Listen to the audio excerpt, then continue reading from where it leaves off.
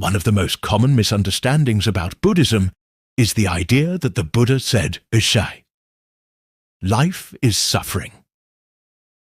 It's easy to think, why would the Buddha speak only about suffering? Why is he so pessimistic? Isn't there anything to be happy about in life? We certainly experience joy and happiness. Why wouldn't the Buddha talk about this? This confusion happens when the Pali word dukkha, the first noble truth, is translated into English. The most common translation for dukkha is suffering. From this, one can mistakenly conclude, okay, the Buddha says life is total misery. But when the Buddha used the word dukkha in his first noble truth, he meant something profound and deep.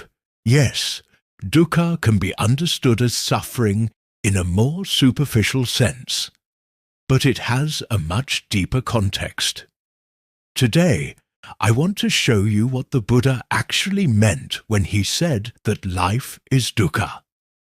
Venerable Bhikkhu Bodhi explains this perfectly. He wrote that the Buddha took the word dukkha and gave it a deeper significance, using it to highlight the inescapably flawed, deficient and unsatisfactory nature of sentient existence. When you look at it from this point of view, you can see that not only painful experiences, but all experiences have this inherent quality of impermanence and therefore an inherent nature of unsatisfactoriness. By this, the Buddha didn't mean that life is total misery. In fact, he also speaks about the happiness and joys we can achieve in this life. We've even talked about this in a previous video, the 4 types of happiness for a householder.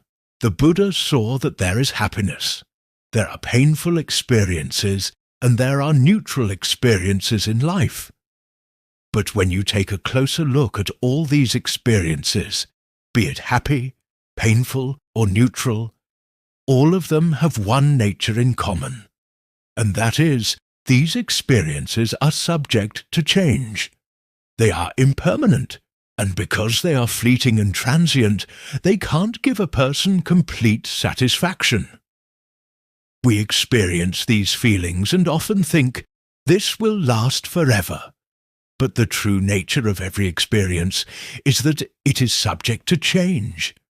As it changes, it doesn't give you the fullest satisfaction. And when you are not satisfied with that experience, there is dukkha. Unsatisfaction is always something that is missing in your life, in every human being's life. When you look closely at a person's life, there's always something missing. We think, I wish I had that, or I wish I could do this. This unsatisfied nature is what leads to dukkha.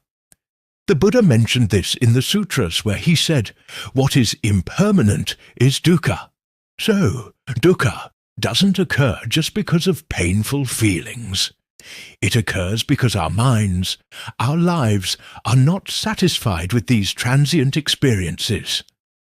When we experience a pleasurable feeling, we think this will last forever. But its inherent nature is that it is changing. It's impermanent. Similarly, when we experience a painful feeling, we might think, this will last forever. But the nature of this is also that it will become impermanent. There's a great quote that illustrates this point perfectly. It says, impermanence doesn't cause suffering. Wanting things to be permanent when the inherent nature of everything is impermanent is what causes suffering. So, wanting things to be permanent is what we call the cause of dukkha. The Buddha understood this cause as tanha. One of the closest English translations for tanha is thirst. Tanha has this nature of being unsatisfied, a constant looking, a yearning for something.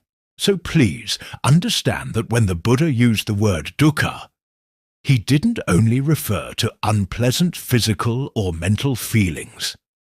He used this word to give you an idea about the unsatisfied nature of all experiences. Therefore, it is much better to learn the word dukkha as it is and use it without translating, focusing instead on understanding the profound meaning behind it. I hope you got some clarity today about the word dukkha and what the Buddha truly meant by it. Thank you for watching. I wish you all the best, and may you be able to realize the Four Noble Truths in this very life. Please consider subscribing for more insights into the Buddha's teachings.